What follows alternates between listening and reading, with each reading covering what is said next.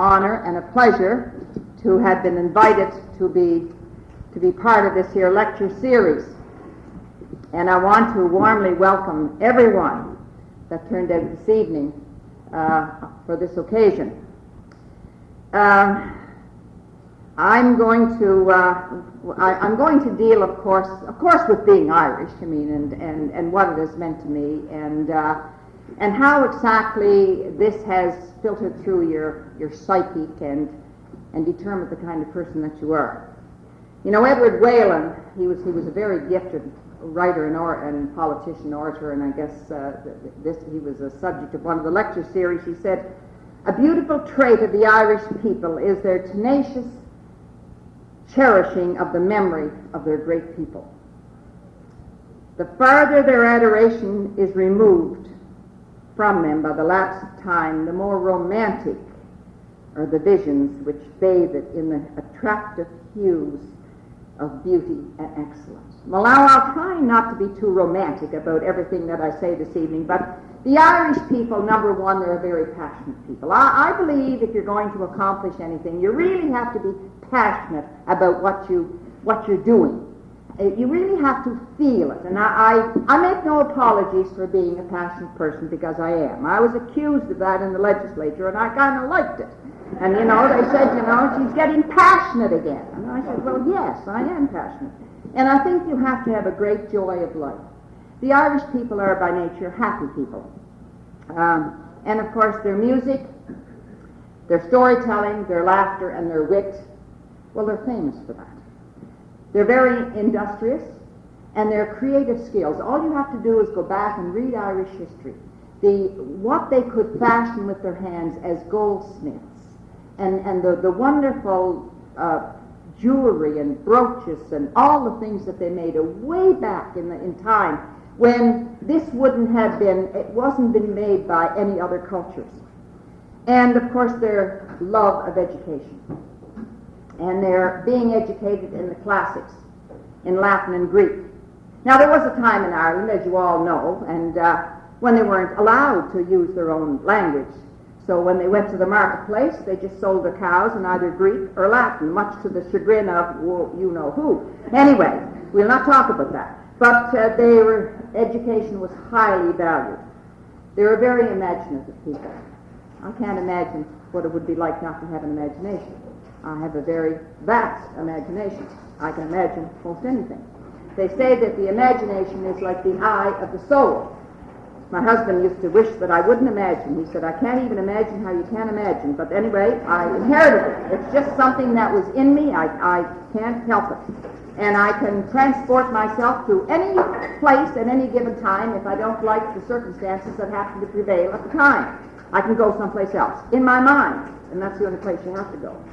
And as for hospitality, the Irish are noted for whoever would enter their home, for their drink and their food and good conversation. Their hospitality abounded. There's no question about that at all. Now these are some of the traits that I know from practical experience, because these are my ancestors and this is what they're like.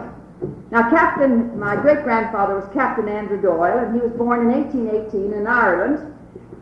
And when his father died, I understand with the settling of the estate, and this is could be a little bit of folklore, but I think it's fairly accurate, that he took the monies that he had and he bought himself a ship. He was a master mariner and a rigger, so I would expect in Ireland they had that kind of business going. So he sailed. They said that he sailed to Australia. And it's possible that some of the ancestors were sent to Australia. Heavens knows they sent thousands of them, so they might have gone there. I don't know, you know, for what. But anyway, he went to Australia, and then later on he came to Prince Edward Island. And the first thing that he bought a property in Charlottetown, which was later the Empire House called. It was a hotel, later known as the Strathcona Hotel. And then he bought in 1869. He bought the property at Doyle's Cove here, and he was married. He was married to Elizabeth Goddess in 1842. They lived for a while in Charlottetown. Then they moved out to Doyle's Cove, and he had a thriving industry there. There was, at that time, the Portland Packing Company out of Boston were bringing in their schooners. They were canning. This big building here was used as a canning factory, and I remember that because my father had to move that off that site when the National Park went through, and they used a horse and capstan to move it off.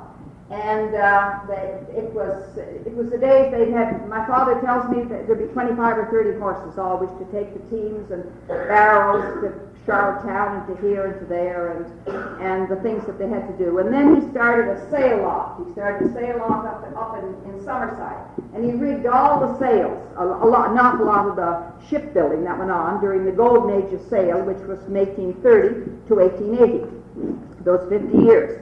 And the sail loft was in 1866 when he also had a sail loft in Charlottetown with his good friend James Curry. So he was a very enterprising man and a very busy man. He also built two ships. He built one in the Vernon River called the Annie, and he sold it to the McIlwain brothers in Belfast, Ireland. He built another ship called the Sagabon, and he sold it to Newfoundland. And those, I have the bill of sale of those ships as well. He had 7 children. The oldest was Thomas, this man, my grandfather. Married my grandmother, Teresa McClure, Aunt Tressa, she was known as. He had, of his sons, one son, Samuel, died at 19, is buried in South Rustico Cemetery. He had a son, Michael, that also predeceased him. He had a son, Andrew, that lived in Charlottetown, and his other son, John, was articled under Louis Henry Davies to become a lawyer, and he moved to Montreal. So after my grandfather was old enough to take over the control and got married of the business out there, my great-grandfather was appointed captain of the Prince Edward Dominion, the dredge. It was a steam dredge. There was a dredge came to Prince Edward Island after Confederation of 1873. It cost $22,000, and Captain Andrew became the captain of it in 1895. And so he was long before that. 1879 he was appointed the captain of the Dominion dredge. Now he was there year after year after year. He was getting to be an older man, but he was perfectly capable. And people were, some people were thinking, well, it's time this man was gone, there's other people that can probably have this job. Is it any different than today, So anyhow, the bishop got into it, Bishop James Charles MacDonald, and he wrote to the Minister of Public Works, and he says, look, why can't you get that Doyle off that dredge and put on Captain Hugh McPhee, a perfectly capable man, and he's getting old, get rid of him. Well, went to Louis Coquet, who was the chief engineer, got into the grist mill up in Ottawa, and first thing you know, Donald Ferguson is in it, Senator Ferguson. Ferguson's report came back that do not let Doyle go, because it would cause a lot of trouble, and besides, he has numerous friends. So anyway, it solved itself because he died on January the 29th, 1896. He was 78 years of age, and there was a very large funeral from the cathedral. At that time it wasn't the basilica. And his pallbearers of the day were Lieutenant Governor George Howland, Dr. J.T. Jenkins, John Quirk, Thomas Handrahan, James Curry, and John Fraser. Now, I just happened to be reading the latest Plain magazine that came in, and it said that, Her Excellency was advising, or shall I say, suggesting to people that come from other countries not to bring their troubles with them, that to come and and not bring mistrust and contempt and fear. Now, that's the old language. Replace that with trust and compassion and openness, and that's the new language. And I think if you look at that eclectic group of people that were honored to carry my great-grandfather's remains to his final resting place, he didn't carry any of the old troubles with him to this country. I'm very proud of that.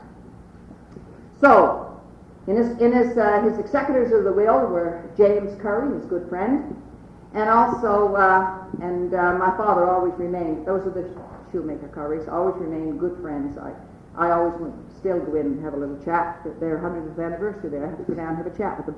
But anyway, he took over the farm in Rustico. He had at this time, he was 52 years of age when his father died. He married at 33, and he was a very enterprising, and he was a tremendous orator, had a great presence. He was a big man, as you can see. And he just was a wonderful person. Everybody that knew him loved him. You know, he was singing all the time. He'd get in the wagon and he'd be, and Grace Crockett says that, you know, from the time he got in the wagon till all the way down to Rustico, he'd be singing all these Irish songs. He had a great voice. And he was left the hotel in Charlottetown. He was left the property home because there was only one other brother, and the other brother the lawyer was gone, so up to Montreal. So he was left the business at the Cove. And I want to tell you the story of the Marco Polo. Now the Marco Polo was, as you know, the fastest clipper ship that ever sailed 7 seas. It was built in 1851 in St. John, New Brunswick.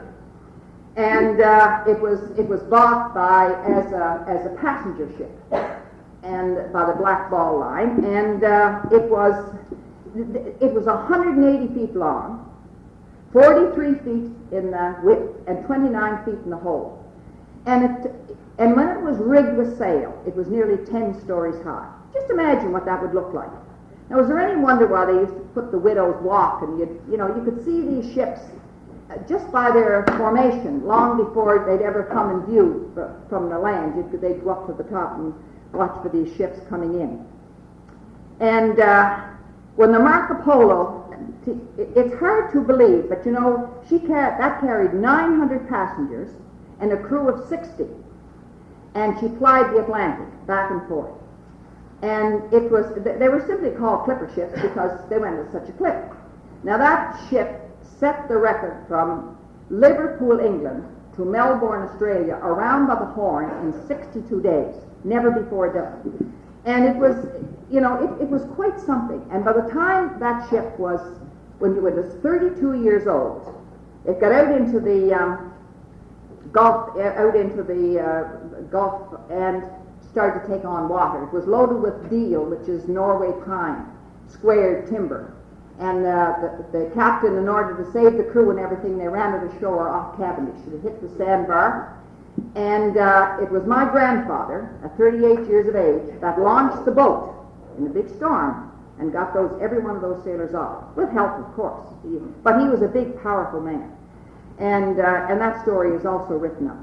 And so, and I can remember the story about one of the dories got adrift down in the cove.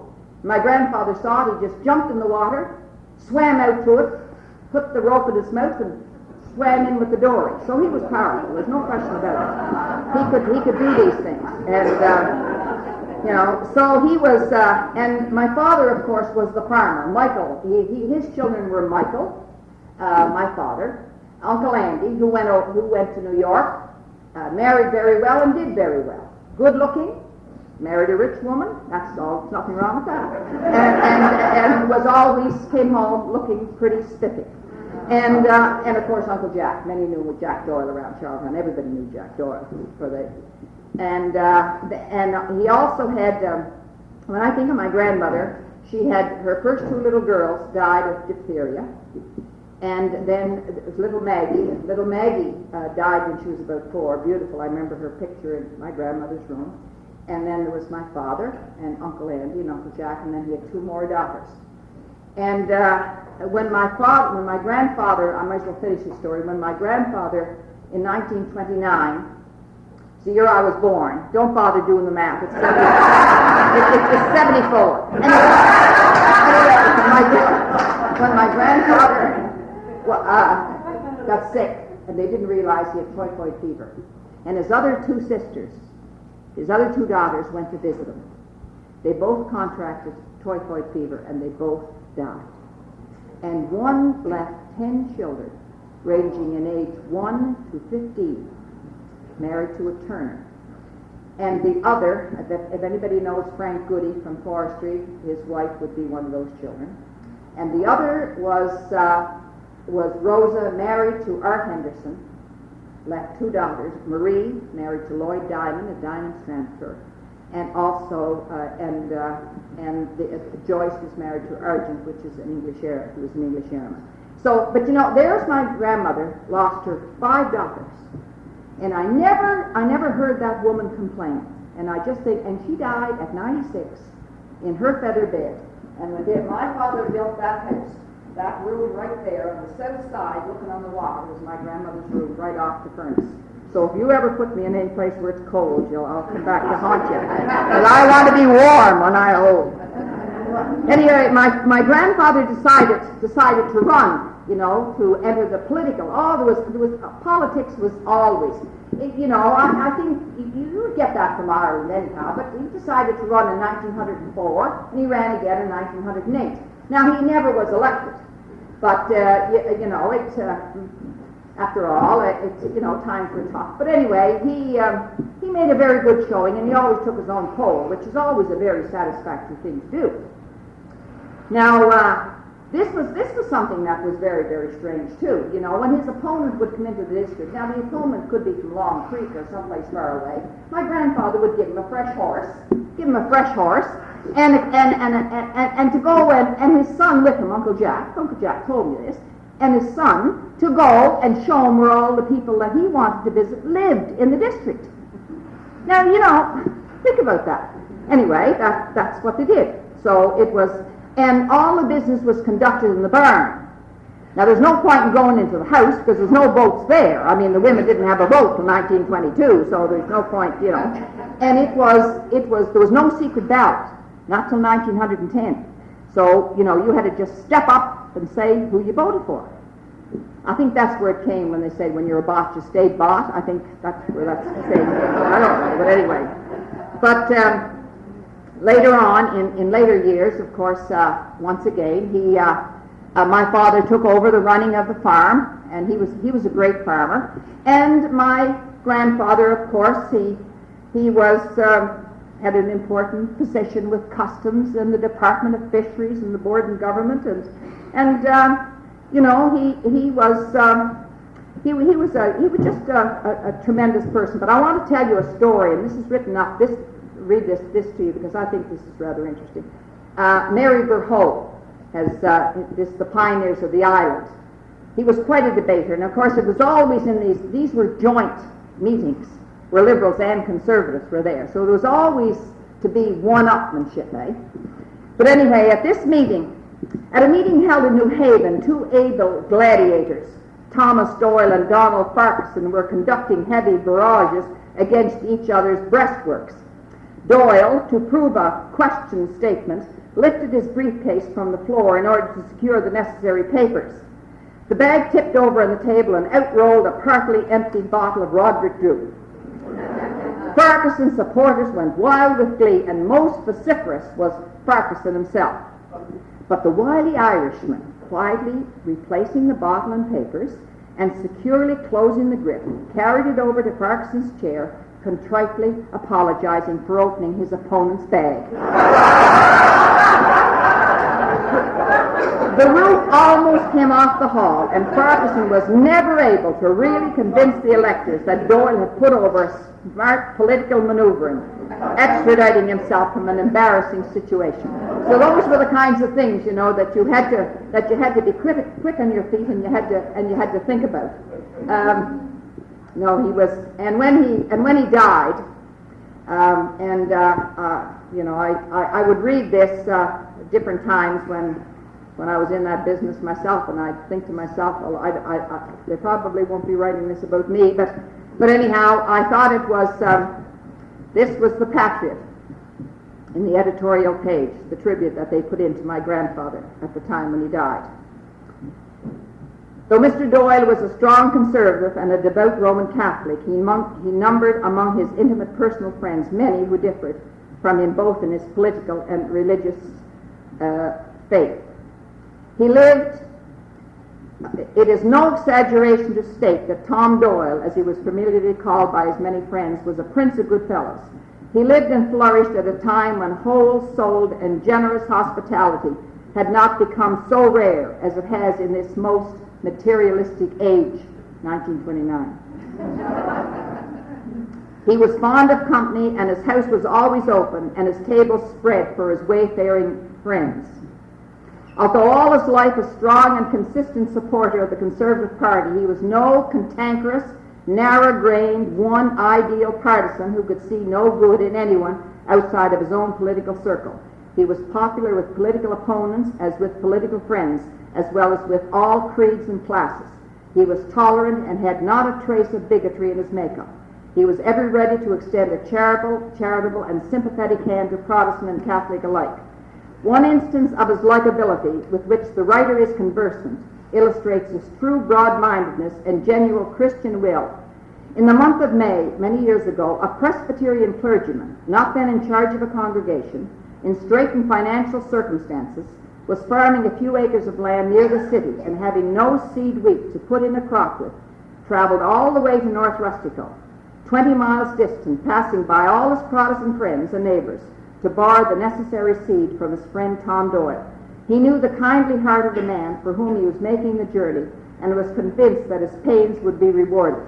It is unnecessary to say that the request was gladly complied with, without the slightest thought of whether or not the seed should ever be returned or paid for.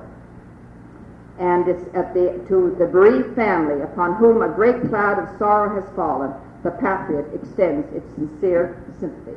And I think probably that says it better than I could say it. But I read that from time to time because I think it's a wonderful tribute to my grandfather. He was a great person. Now I have to get going here. Just said mother and daddy, and then we're going to have a little break. Anyhow, my father and my mother, as George has stated, my father didn't marry till he was 38, and he was a great lover of horses. And when he was in about 1911 or 1910, he was born in 1883, the year the Marco Polo was wrecked. And there was this year a magnificent stallion came into Charlottetown, completely incorrigible. They couldn't do a thing with him. And my father was well known to be a breeder of standard-bred horses and could handle horses very, very well. So they asked, is Mike Doyle in town? And they said, yes, he's down at Large's livery stable. Would you ask him to come up, see if he can unload this animal?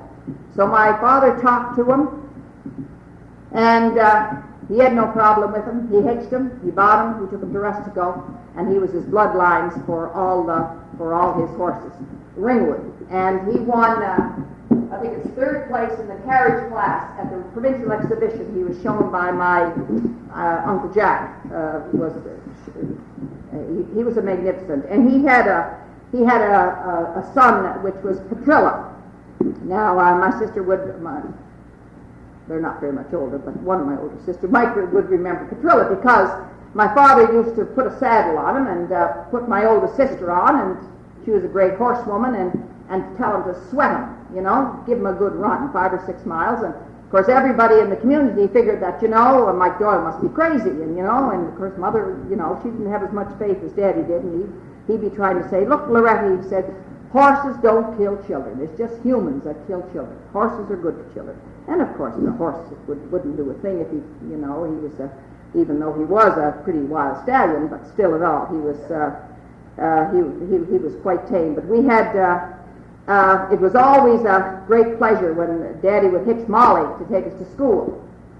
And he'd come up to the porch door, and Molly was a standard-bred, but probably 1,200, light, but just go like the wind. He'd throw the reins in the dashboard. He'd go into the porch and put on his fur hat, and there was a little door in the sleigh, and there was a front and a back to it. You take off the 2 buffaloes, they'd be hanging there on the line, and one for the back. The little ones get in the back and threw the buffalo over there, stay under there, it'd be about 10 below and blowing, and the front. And then we'd always grab Daddy's coat, because the minute you stepped the foot in, and touched the reins, the mare was gone like a bullet. She just gone. And he'd had 2 or 3 wraps of the reins, and we wouldn't be, well, it was a little over a mile and something, but we'd be no length of time getting to school.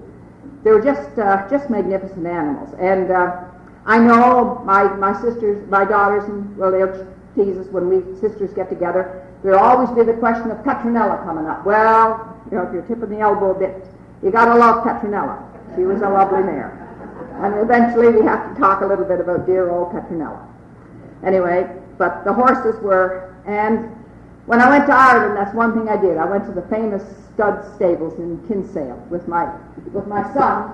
Oh, that's when I went to England, went to London to see the Queen. Isn't that awful how that rolls off your tongue? But you see, it's just I don't know. I can hardly believe I was there. But my son came with me, and I'm thinking he'll be so interested in these here horses. He doesn't know anything about horses. He grew up in the tractor age. Like, it's unbelievable. But anyway, I went anyway, because it was wonderful. My father went out on a harvest excursion. He said he used to tell us that was 1906 when he went on the harvest excursion. And of course, he'd be very, very interesting. We got the impression, I think all of us as children, that our mother and daddy could look after everything that ever happened or came up. He had a cure for everything. And if there wasn't an emergency that he couldn't look after. One time my brother, they were chopping wood, and he came in, and of course, his shoulder was cut here. Needed to be stitched. And, I mean, there was no thought of going to a doctor. I mean, you'd have to hitch a horse and sleigh. There's no phones or anything. We didn't have a phone. And my grandmother just sterilized the needle and put it together, and my father put in 6 stitches, and then she put a cloth on the stove and scorched it and put it on there, and that was the end of that. And you know, that's all the doctor would do. I mean, it was just, and you never, you know, the horses wouldn't eat their oats till they have cod liver oil, and we couldn't go to school till we had our tablespoon of cod liver oil. Now, we didn't have any choice. Nobody asked us if we liked it or we didn't like it. We just had to have it. But we didn't have any colds. Like, sickness was not rewarded in my family. You weren't coddled at all. You weren't expected to be sick. And if you were sick, you took castor oil, so even the thought of it kept you from being sick. There's no doubt about it. We're a very healthy lot. We just don't believe in being sick. So it was a wonderful time. And my grandmother, of course, had a cure for everything. Now, in 1931, we were burnt out. There were 6 children. The oldest was 9. The baby was 3 months old. My mother was up visiting the Flemings at just about a mile or a little over a mile away. And Daddy, a spark got on the, and he realized it was getting ahead of him. So he told all the children to go to the horse stable and not to leave. 6 children, 3 months old, 9 years of age. So anyway, he got out as much as he could, and where my mother was, they had a phone, and this long, long ring went in. Well, you know what that meant, fire. And when the woman turned back, everybody, of course, listened on the party line to see where the fire was, and they said they think Doyle's is a fire. Well, my poor mother ran all the way home, and then, as Daddy says, well, Loretta, the children are safe, and I saved the box belts, and what else? He goes, not worry about it, because, you know, that's all you could do. And as long as the children were safe, that was fine. So this was the house. It would be completely over the cape now, be gone completely. This was the fish factory which my father moved off, and he built this new house over here, back up here. It was the first day of March, 1931, and we're in at Christmas time. All complete and done with 7 bedrooms, put in a bathroom, and there's a 500-gallon tank in the cellar where you had to start a little engine to pump it up. I was one of the few girls that could choke and do the thing, you know. The rest were too scared of it to do it, but anyway, if the men weren't around, I could do that. And it was, I think it was a wonderful, and of course in 1926, a few years before that, my father got into the silver fox business. And he had 2 pages of registered silver foxes. And the ranch was quite a ways from the house. But it was wonderful to go back and sit there in the ranch and listen and just watch the little foxes. They were pretty wild.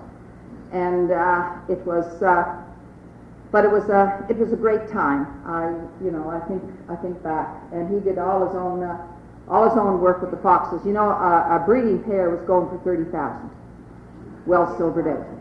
They weren't the patch foxes; they were the silver foxes. 30,000 for a good pair of silver foxes. And downtown in the Heinrich building, there's the great big windows that are upstairs. This is where they used to examine the fox pelts. It's one of the reasons why the windows are like they are. So these are all sort of, and of course we did have a second little house to go to, because it was a house that was used actually for the fish, the factory hands. Always a lot of the people stayed there, a lot of the hired help and so on. So we lived in that until the house was built. Now my mother, the only criteria that we had to do, our obligation growing up, was to study hard and go to college. There was no doubt in my mother's mind that everyone was going to be educated, and you were going to be educated whether you wanted to or not. That had nothing to do with it. And whether you had any brains or not, we were never asked. So we all went to college. There were 7 of us went to college, and what weren't nurses, were teachers, but you all had to. My mother firmly believed that you had to have a career. A woman is she was adamant about that. She was a teacher herself. In fact, she was a principal of St. Andrew's School. When she saw my father go by with this lovely horse and said, "That was the man I'm going to marry." And she did. So, when I think back, and I'll just end with this, when I think back, when I was thinking of this speech, you know that there was only two Irish Catholic families in our district, the Doyles and the Flemings. And I never thought of that in terms of being anything but a positive thing. And I thought to myself, I never thought of being a minority, that in some way this is not good or anything like that. I never thought of that. It didn't matter. It didn't mean anything. But we knew that all our friends were Protestant, and the school that we went to. And they used to say, "I wish the Doyle children would stay home. We could close the school." But we never stayed home. We always went to school. You only have to have so many, you could close it for a store. But, and another thing too, my parents never left home on Sunday. I don't suppose my grandma or my grandmother ever left home. Do you know why? They were cooking for other people that came and visited. All the people that came to visit us on Sundays, and I would be downstairs, in the cellar, making 2 gallons of ice cream. Some of us would be churning that there thing. We had ice cream every Sunday, big ice house, all full of ice. And you had to fill the ice box, and you had to have this made, and that made, and the meals that my mother would put out. And we were keeping tourists. We opened a tourist home in 1938. There was no electricity. Picture that. It's not Italy. It's down in North Rustico there, and the sheets are all cotton, and they have to be ironed. And they have to be hung a certain way and ironed a certain way. I can't look at sometimes at the clotheslines, because I still see my mother, a certain way. I just throw them in the dryer, but it just, but there was ways that you had to do that. Not one St. Patrick's would we ever leave home without shamrock on every one of us.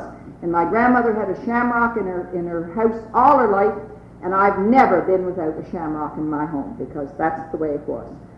So I attribute it, my father as I said, he was 38 when he married. He was just a kindly, patient. We were not always good. Somebody had to be disciplinarian. It was my mother. And we could never get by Daddy. Daddy'd say, "Ask your mother." Well, you might as well ask. Whatever. You'd never get your request granted, because you couldn't get by Mother. Daddy would give you anything. But when he died, he had cancer, and he was. It was a very, very sad time. And Dr. Joe McMillan operated and told him he'd have 1 year of relatively good health, and he did. And then, of course, I was teaching in Northwest in Hope River and Allen home to take the home school to be with my father that year. Elsie, my sister Elsie, was teaching in Stella Maris. Maureen was teaching in Cavendish. Margaret was at McGill University. Liz was writing grade 10 exams. Ida was at Notre Dame. Gavin was working at Northern Electric, and my brother Tom was on the farm. So they had to be flown out by Paul Sharp and landed on the ice of the roads. You wouldn't believe, March the 19th, the Feast of the Solemnity of St. Joseph is the day he died. And Because I was going to school, Liz had to be driven, I walked. Put on my snow pants, I walked. No sense in asking, are you going to get driven? You never got driven, you just walked. There's nothing wrong with your legs. You know, I walked back the fields every day, and because down by the Cape it was much colder, she was writing her entrance exams and she had to be driven. But Father Willie McCabe from Iona, he said he promised my father he'd be there when he was dying, and he was. Paul Sharp landed them on Rustico Harbor on the bay there, and we took the sleigh and brought him home, and he was there when my father died, and he died in the Feast of the Solemnity of St. Joseph on a Friday, and his name was Michael Joseph.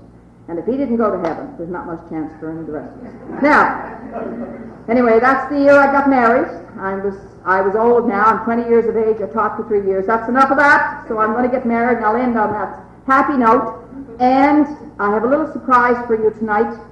We have 2 of my grandchildren here. We're going to have some music now, because music is so Irish. We've got to have it. Come on up, girls. I want to introduce you to these here very talented ladies, young, my beautiful grandchildren. They're all beautiful. This is Katie Schweitzer. Now, Katie is in grade 10. She teaches music. She has 2 music pupils. And she has written the lyrics for pieces, and she has composed it, as well as set it to music. That's not the right term, Katie. What do you call it? Compose the whole thing. Let's say that. All right, compose the whole thing. She's going to do that tonight, and she's going to do another one too. And then she entered that, and it won the provincial. This particular piece, and it's gone now to someplace else. And she's gone to me. So anyway, and then Rebecca Reid, she is going to sing. She's going to be singing. So what we're going to do, we're going to put Rebecca up higher. Here you can see that. And I'm going to, I think I'm going to put you up here. Put the mic up. I think she's kind of little there. There we go.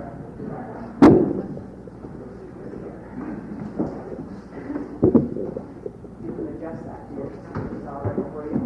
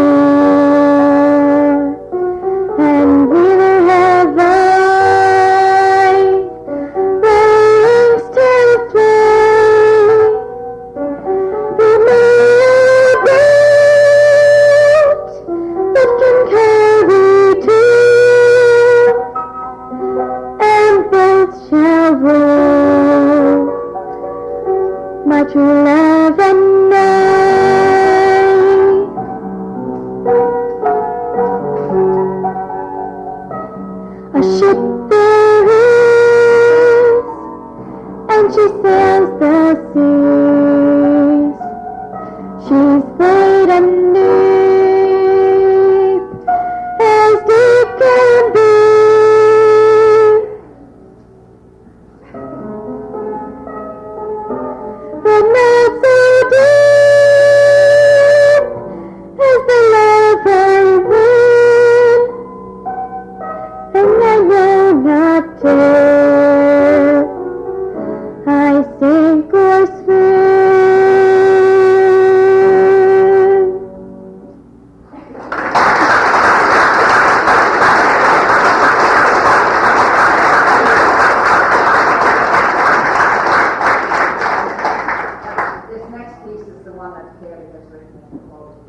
called fate or the next best thing. And then I think, and Rebecca's going to finish up with a piece from the Sound of Music.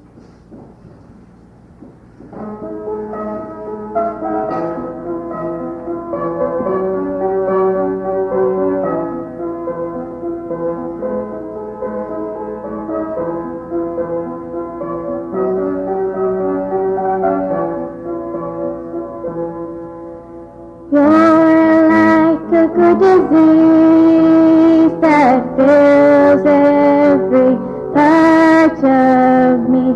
I'm captured completely. I never want to be set free. You're my hopes, you're my dreams, you're everything inside of me. You make me believe that I can be anyone I wanna be. I'm so addicted to you, and I know it's true, but I'll never quit you, and I swear I never want to. You're my hopes, you're my dreams, you're everything inside of me.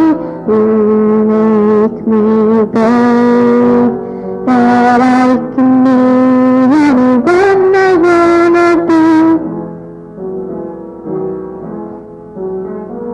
There's so many more than me, but you say I'm the only one you see, and that makes me so weak. Yeah, you make me more than happy.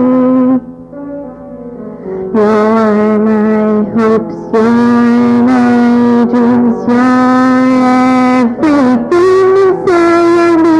You make me believe that I can be anyone I wanna be.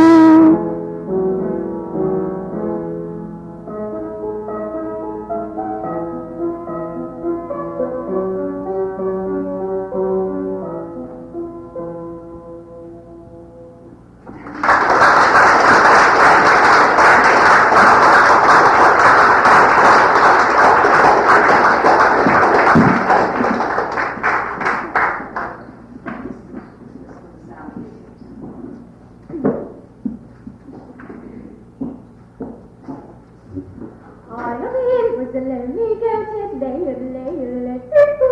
loud was the voice of the lonely goat, it lay, folks in the town lost quite remote, it lay,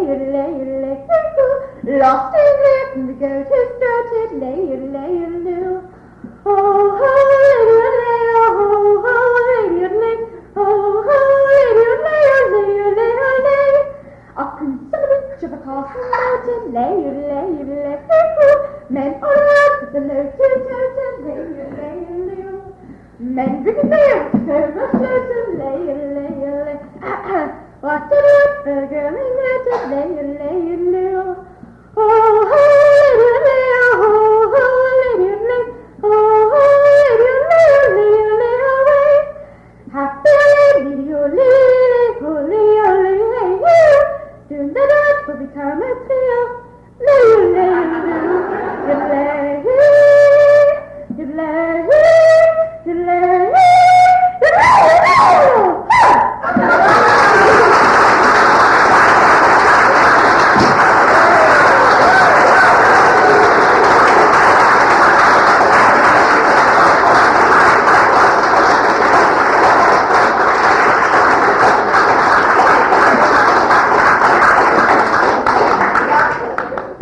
Isn't that great?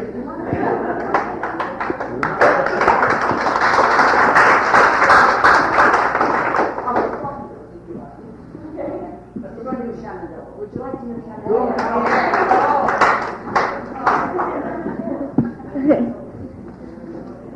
Oh, Shenandoah, I long to hear you.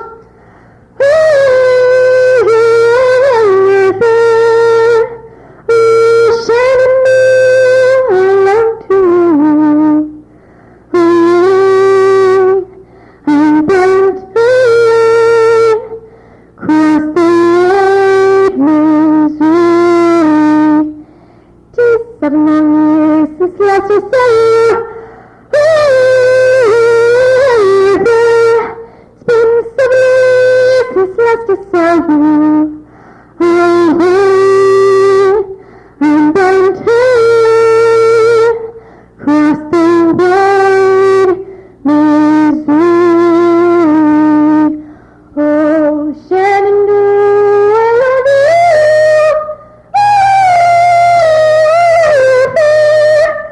Oh, Shenandoah, I love you.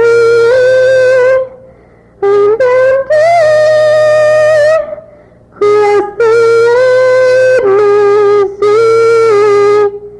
Missouri. Shenandoah, Shenandoah, Shenandoah.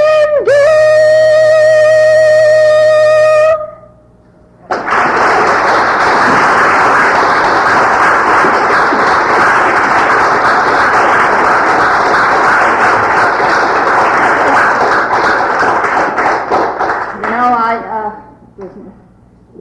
my grandchildren, they used to come out, and you know when the Rubik's Cube came out, they're not supposed to be smarter, your grandchildren, than you are, and I could never get one side and they could get two.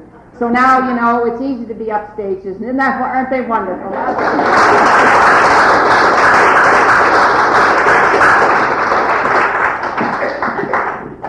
Well, I don't know if they're going into entertainment or politics or both. It sounds like we could do both.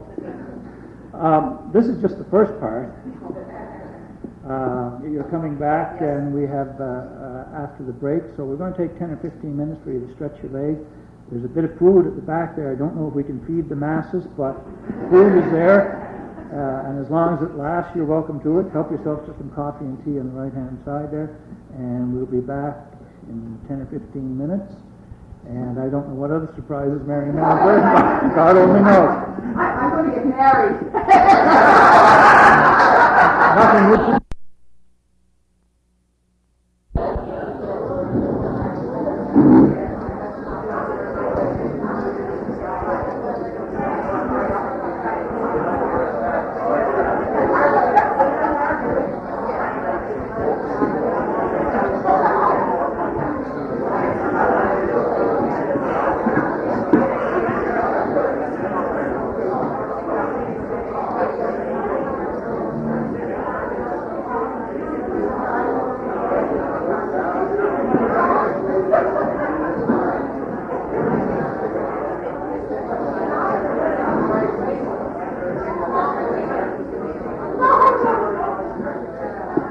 Perhaps you can just wander back as you take your time. Well, the year my father died, as I said, I took the school in North Rustico. It was a tough school, 1 to 10. In those days, you taught Latin and every other subject, and it was a one-room school. You taught all the grades. And but of course I grew up in that system, so it wasn't as difficult for me as it would. I think it would have been impossible if he hadn't come through that system. So I'm now 20 years of age. I've been teaching since I was 17. That's long enough, and I fell in love and decided to get married. It's a case of, you know, the marrying the local school teacher type of thing. So anyhow, Lee was. He lived in Hope River, Stanley Bridge, and they had a large farming operation. And so we got married on the 29th of June, just as soon as I got the school closed. And the reason that we got married on the 29th of June is because pretty soon it's haying season. And, you know, there's only a little window of opportunity there to have a honeymoon. So we had to get married right away and then get back and get the hay done, because the Reids believed in doing things. Leander, you did things when you're supposed to be doing it. Mary Pickard will know that. It's time to do it. And I must tell the story when Lee never golfed until he met me, you know, and then he took up golfing. And of course I was the ruination of him, you know. I mean, you'd have a field down, you know, any farmers know this. You'd cut the field. And of course Leander would be turning it. And Lee'd know, I mean, the humidity was such. You're not going to be making any hay today, so he'd off with the clubs and go to Cavendish and golf. Well, anyway, that didn't go down very well, but he's a good golfer, and he's good sons golfers too, as Joe knows there. So I think everybody should have. Somebody asked me, did I golf? And I said, no, I took the cards, the keys, and the kids, and he took the clubs, and we're both happy. Anyway, when we got married, of course, I always loved children. I was a teacher, and we wanted a large family, and that wasn't a problem. So the first ones to arrive were, I didn't expect that, but it was a set of twins. And you could talk a half an hour on it, but I'll just say that they arrived and I survived. And I think they were 8.5 pounds each, and I survived. Oh my, yes, oh my. Dr. Maloney told me they were the first, the largest for a first pregnancy that he'd ever heard of. Usually they're born to older women and after they've had a number of children. But anyway, I was hanging right on to those till I got them home, and well, actually my mother looked after them. I was pretty sick for a couple of weeks, and my Elizabeth, the youngest, that was her 16th. She had her 16th birthday, and it was completely ruined by these squalling twins that were in the house. But after a month, I had the twins, and I was able to look after them. And I used to say when I was crying, the twins were crying, everyone was crying, Lee would go down and get Mother, and she'd settle them all. And we got through it. We got through it in one way or another. But very soon, I realized that about 11 and a half months later, we'd be having another child. So I went in, and Dr. Maloney wasn't in, but Dr. Joe McMillan was in. And sometimes in your life there's what you call a defining moment. And I had one of those at that time. And he said to me, he said, he was he was not only my father's doctor, but he was a great friend of the family, Dr. Joe McMillan. He was a great surgeon. And he said to me, you look worried. And I said, I am. I said, I'm up day and night looking after these here twins. I mean, I don't mind the fact, have another baby. That doesn't bother me. But where will I get the time to look after another child? And he looked at me, and if you remember Dr. Joe McMillan, he had a way of looking at you.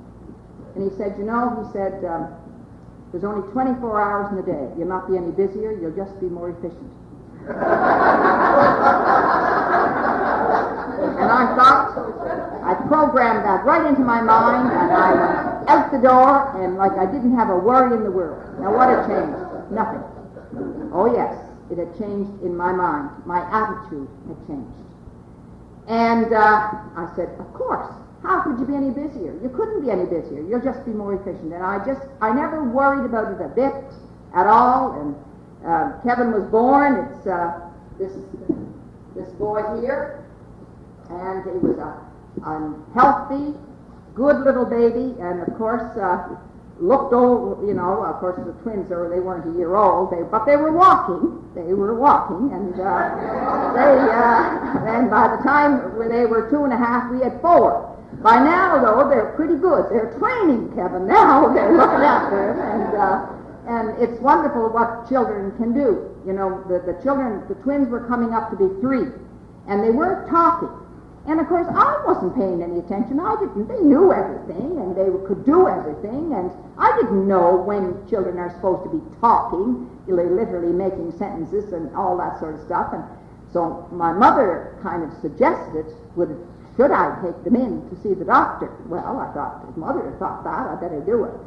So Dr. Joe, he just looked at me and he says, look, he said, if they're related to you, they'll talk.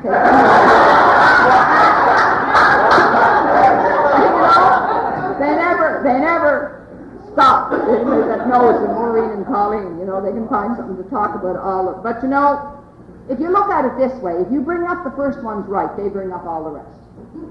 And it's just like the dear old lady that had, I think, 14 children. You don't have them all at once. When my last child was born, my twins were in university. So there's a spread of 18 years. And I think one time when I had all of these little ones, of course you wouldn't have anybody keeping house or looking at, you weren't going anyplace anyhow. Who could look after? Nobody could cope but me. And my husband, but I remember going down home, and picking up. Mother had all kinds of books, and I loved to read. And I put the children to bed at 6 o'clock. They didn't know any better, and I wasn't telling them. They went to bed. They were there. They were gone. Anyway, whether they slept or not was immaterial, but they went to bed. And of course, the twins, they jabbered all the time anyhow in different cribs, so it didn't matter. But I brought up the book, The Grapes of Wrath. Well, now, if you're ever feeling down, read The Grapes of Wrath, and you're having a heck of a good time. So I figured I didn't have any electricity or no central heating or none of those kinds of things. Didn't bother me a bit. After The Grapes of Wrath, I was having a wonderful life.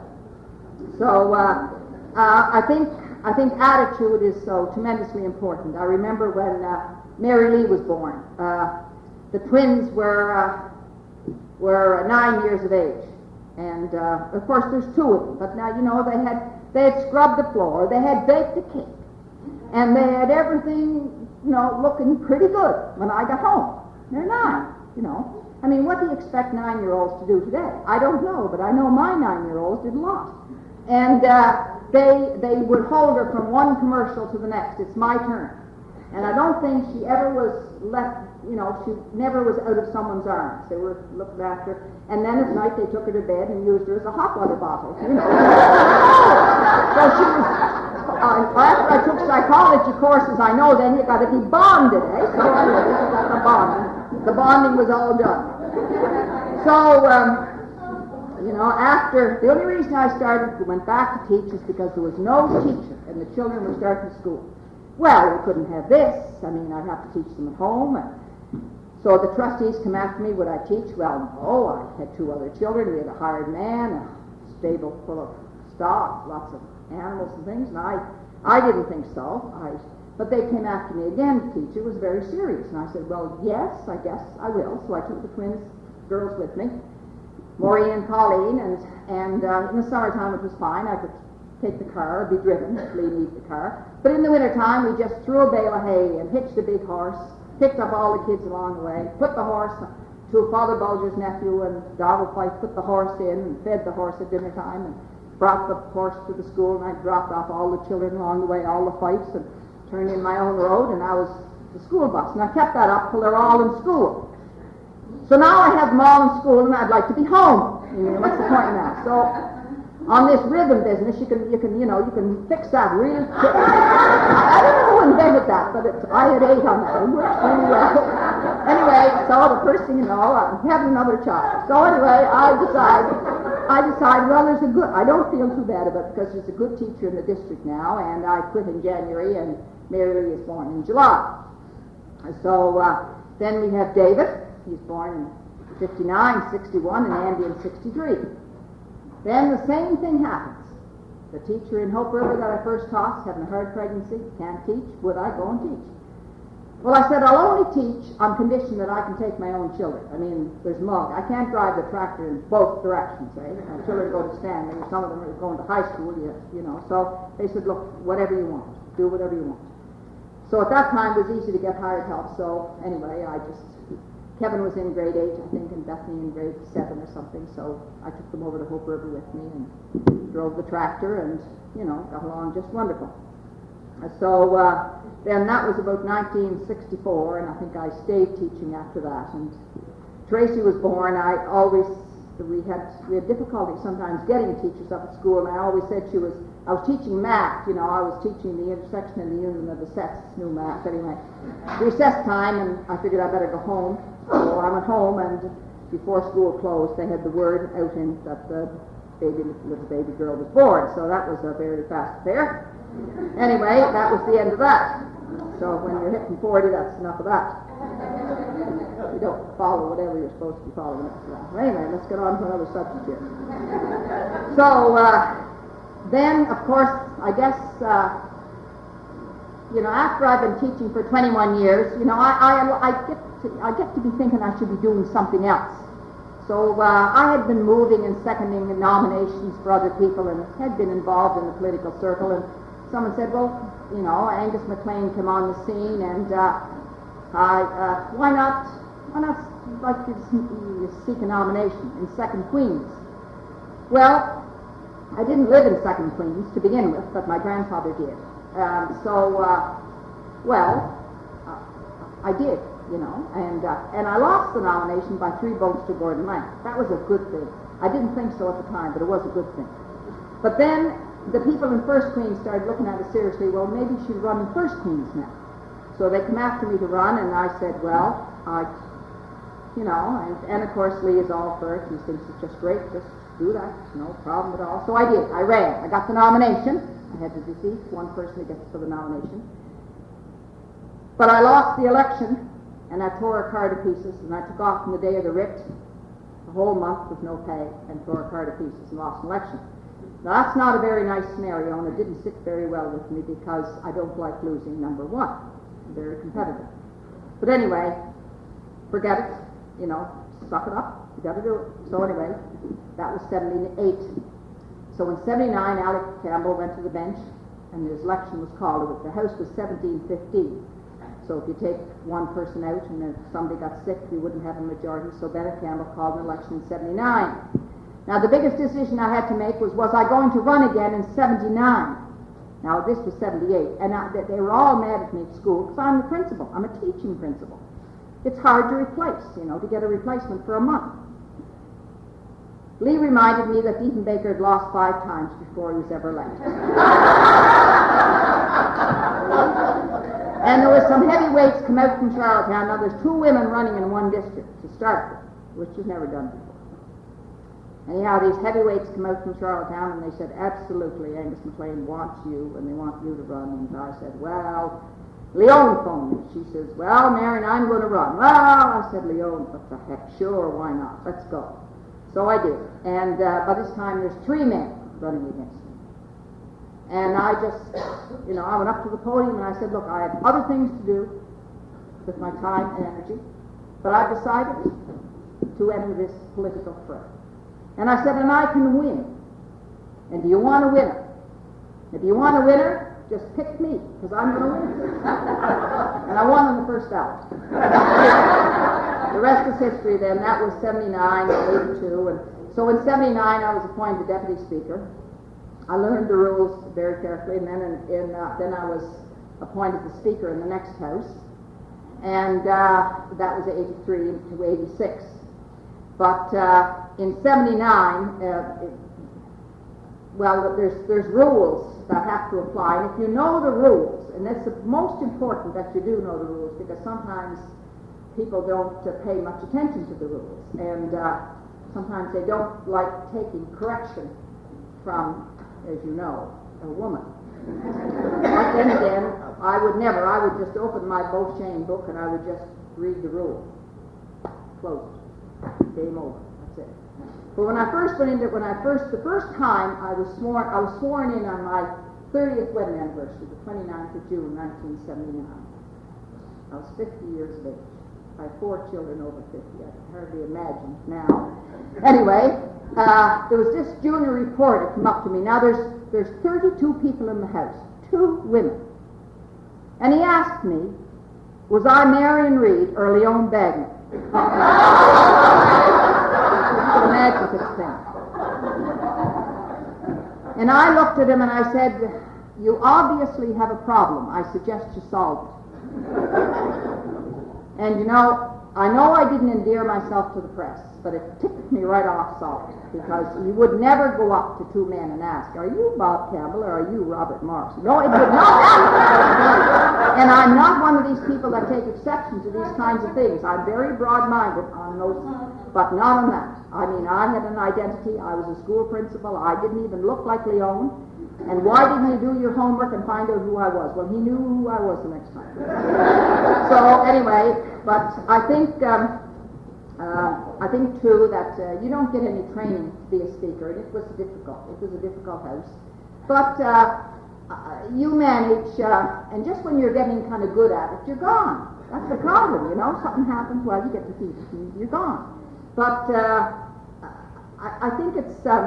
One day I had a particularly testy time in the House, and one of the reporters said to me, by this time I'm getting to be, well, kind of knowing what to do. Number one, you stand up and say nothing for about a minute. You don't know what to say, and they're wondering what you're going to say. And everybody cools off, and that's one little ploy. You learn a few of these little ploys as you go through the thing, but he said, well, I said, you forget, you know. He said, you handled that very well. He was very complimentary. And I said, well, I said, you forget, I taught junior high for 21 years. I had a lot of psychology to teach junior high. But I remember on one occasion I was on the throne speech, and there was this particular person sitting opposite me that kept correcting my English. Now, I don't mind being corrected if I'm wrong, but I don't like it if I'm right. And anyway, it was just, and I don't usually pick up on it. I can handle that. I got broad shoulders. But this happened 2 or 3 times, and it was starting to get to me. And I stopped in full flight. I was giving this speech. I could give quite long ones, and all the press came up and they're wondering, like, what happened? Did she faint or die? Because it's fed into the room. And I said, I obviously have to teach an English lesson now. I said, there's what is known as predicate adjectives. And after a predicate adjective, there's copula verbs. And after copula verbs, you take predicate adjectives. So I went over the whole rigmarole. And then I just continued. After that, I wasn't corrected again. But I had to do it. So I had to do it. So I think that, you know, when I think back I went to Westminster for a 3-week seminar in parliamentary procedure because I was the only woman speaker in the Commonwealth at that time. And we stayed at St. Ermin's Hotel right across and went over to Westminster and dined in the House of Lords. And this went on for, you know, and you went and sat in the Lord Mayor of London's, and you went to see the Queen, and you went to see, you know, the Queen, and you went to see, it was, you know, sometimes I pinch myself and say, I guess that all happened, it must have. And I gave the farewell speech in the House of Lords for the group. I didn't worry about too many speeches, but I worried a little bit about that. But anyway, I had a very famous quote at the end, quite long, and I committed it to memory, and it's always nice if you can just take it off the top of your head like that, you know, it sounds good. Anyway, it went over just fine. And then I can remember when I was defeated in '89, and I was just going in to clean out my desk or something, and I met a group of the newly elected Liberals coming off the elevator, and, you know, they're all my friends, like Roberta Hughley and Rosemary MacDonald. I mean, you know, we're portrayed as sort of being enemies of one another, but we're really not. We're there they were not. I was great friends, and Roberta's one of my dearest friends, and they hardly knew what to say. You know, they were kind of embarrassed, and, you know, I said, listen, I spoke first. I said, after 10 years, let's compare notes and just see how sorry you'll be, you know. I ran 5 elections in 10 years. 5 elections. 78, 79, 82, 86, and 89. And that's a lot. That's a lot. My legs were getting tired. So I said, look, I said, when one door closes, a better one opens. And the press were, you know, they're all over you to get a little bit of your skin, because they like that. They like to see you sweat. Well, they wait a long time to see me sweat. And of course, at that time, I didn't know it would be the front door of Government House, but as it happened, it was. So it was a very, very good time. I felt, you know, they always, you know, how did the appointment come? Well, I always know the day of cabinet on Thursday, and of course there were other people looking for it. Nothing's a given, you don't know. Somebody stopped me in the street one day and asked me if you could submit my name, and I said, sure, go ahead. You know, I figured, like, well, what are the chances, eh? But anyway, so Thursday's cabinet, I figured that the call was coming, it would be Friday, so Saturday came and I went off to town with some of the grandchildren to shop, and I was in at Sellers, I said, running up my Z points when the Prime Minister phoned the house. And the children were over watching television, and when I come home, there was this yellow sticker that said, Brian Mulrooney, and the phone number on the bottom. So when I get home, all the cars are in the yard, and all I can think of is there's been an accident. I mean, they're never here. They're always across the fields in the cottage over there. So I was really upset when, you know, I parked the car, And of course, they come out of the house roaring and screaming, you know. And well, then, I mean, I don't know how many people phone, like, you know, and trying to get them off the line and keep the line open and try to be not being too curt, but just, you know, hello, goodbye. And finally, the Prime Minister phoned. And of course, asked me if I would take the appointment, and of course, I said I'd be happy to do it. And then he asked me the first thing I would do, would I please inform the Premier, the first person. And then he said after that, you know, you'll have to keep it quiet until it's officially announced. So I did. But we had a code. The code was the eagle has landed. So I told BC, the eagle has landed. Never mind, we'll find out. Anyway, it was a very exciting time. It's hard to believe, you know, how excited everybody was about it. It was a tremendous honor, is to tell you the truth. And I think my experience in the House and being in the House, and you know, I didn't have any trepidation about reading the speech from the throne or the protocol that went with it. And having observed all of those things, it wasn't intimidating. I liked people. I made up my mind that I would try to work very hard and make Government House a very friendly place. We had a wonderful staff. They were so good to me. In my bedroom, there's a little button you can press, you know, for say you wanted to have coffee in the morning or anything, and one of the staff members just mentioned to me. They said, "Oh no, Your Honor, you never pressed the button once." Well, of course, I never was sick, and I never saw any need to be pressing buttons, but it was there if you wanted to do it. But I think that tonight I hope you'll realize that we try to pass on the love of music and the love of storytelling. And if there's one thing that, like every one of you in this room had your stories to tell, these just happen to be my stories, but you should pass on the stories to your family. That's what we did around the kitchen table, was pass on the stories. And I can remember these people that would come. My mother would say, "Now go and sit quietly in the living room and you'll hear some intelligent conversation." And I'd go in and sit down. And of course all these people like Cleve Robinson and I don't know, all of these people would be there, and of course they'd all have the meal before they'd leave. But that's what would happen of a Sunday afternoon. And I don't remember my parents ever leaving the house of a Sunday to do anything. We just stayed home and looked after people, extended hospitality. And all my life, all my married life, and it's very natural for me. I mean, some people find it, you know, strange that I stay home every Sunday and cook dinner. They wondered what I'm having for dinner. They told Florida, "What are you having for dinner on Sunday? The twins are coming back. They'll arrive tomorrow." Wondering what I'm having. They'll be out, wondering what I'm having for dinner. But I never leave home on Sunday. And it was well known at Government House that I cooked dinner on Sunday, and I didn't take any obligations on Sunday unless it was, well, some were absolutely necessary, but I always cooked dinner, and they came to Government House on Sunday. And I think maybe they'll remember me for nothing else, but I cooked darn good meals, don't I? And good biscuits. And I think that's, so those are the kinds of traditions that I value, and you have your own traditions and the things that you value, but pass it on. Because if in 10 years' time someone asks you, who was the Lieutenant Governor in 1990, haven't got a clue, don't know. But if you want to have any sense of immortality, it's what you pass on to your children, and they in turn will pass on to theirs. And that will ensure your immortality. I think I'm very, very grateful to our ancestors for the songs and the stories and the poetry and the enterprise and all the things that they passed on to me, and the example that my parents have given to me, a very stable home environment, the capacity for hard work. I think the greatest disservice that parents do to their children is to neglect to teach them how to work. Now that the chips were down, you know, I really have you want a helping hand? You'll find it at the end of your arm. That's where I tell people.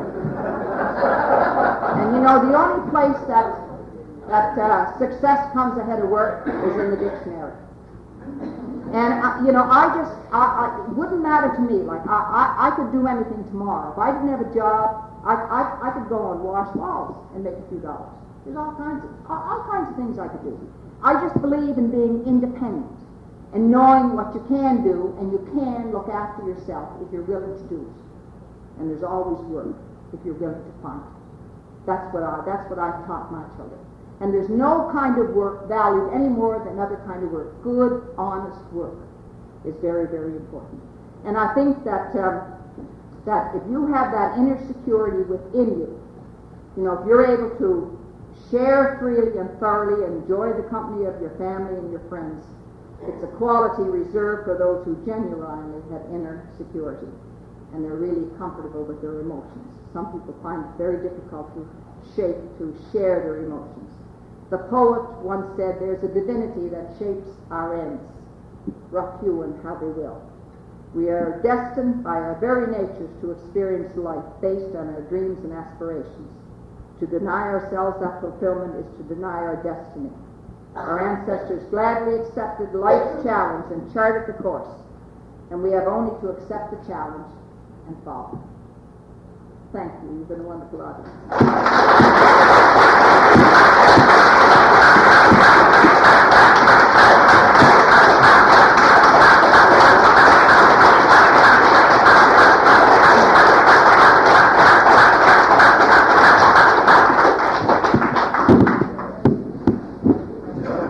Marion did indicate that she takes some questions if anyone has questions. Anything you want to say about politicians you never got a chance to say? That's your opportunity. Anybody to ask?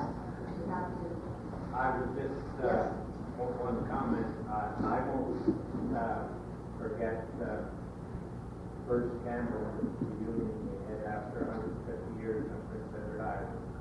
We visited it in 1991. Government House, and how we were welcomed that day by you and Marion. Many similarities in yourself that so easy to relate to.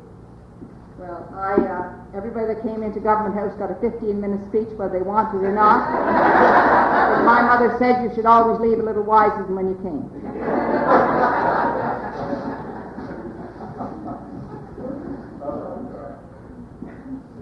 Well, if there are no other questions, then I just want to thank you, Marion. Very, very inspiring talk tonight. Not surprised though, it's what I expected, so thank you very, very much.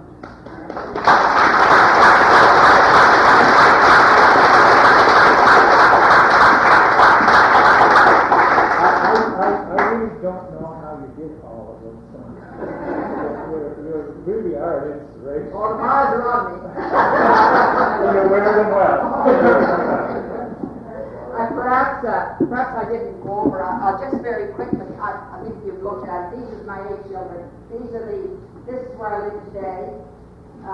My passion is growing flowers.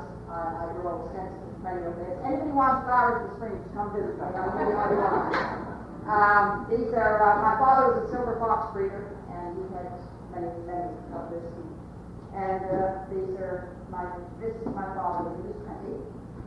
And when I was speaker and all this, I have my own coat of arms by virtue of being Her Majesty's representative. And a coat of arms is very symbolic. Everything on it is passed down in perpetuity to your children and their children's children and so on. Now, it always has a shield. There's anchors on my shield. An anchor is a sign of hope. I live in Hope River and I have 8 children. There's a mace up through the anchor. That's my parliamentary experience. There's 8 little waves here, but I don't sing lines. I've chosen the red soil for my agricultural background.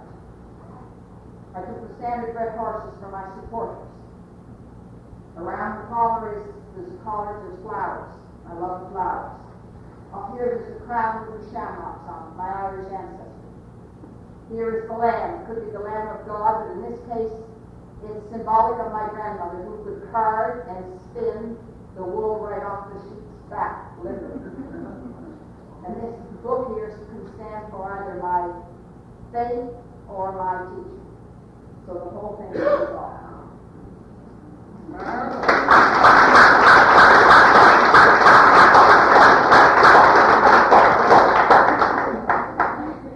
Before we go, and I'm not asking people to rush out. In fact, I like people to stick around and chat and talk for as long as you want.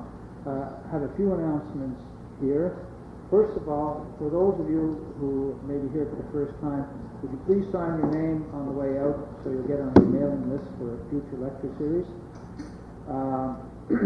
And the second announcement has to do with our Scottish kith and kin.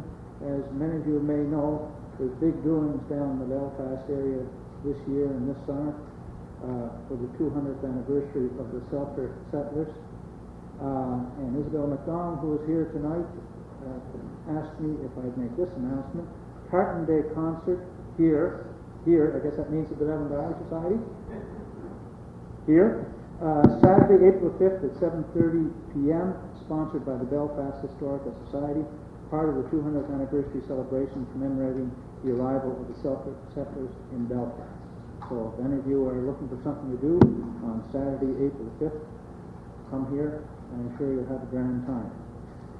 And in closing, I just want to mention next week's lecture, Ed Fitzgerald, who is very much one of those passionate Irishmen that you referred to, Marion, is going to be our speaker. And he's going to speak on something of the same theme, growing up Irish in West Prince County.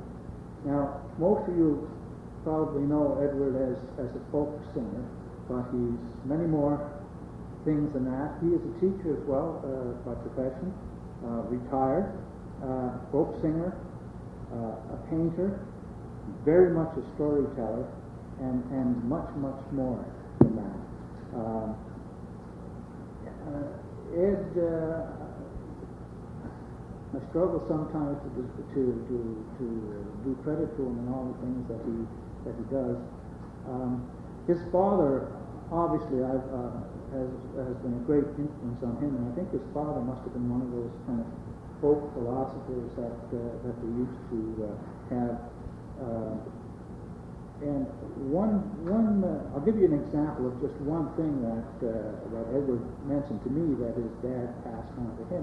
And I had to think about it for a while, but when I thought about it for a while, I think there's a hang of a lot of truth in it. And his dad used to say to him, this bit of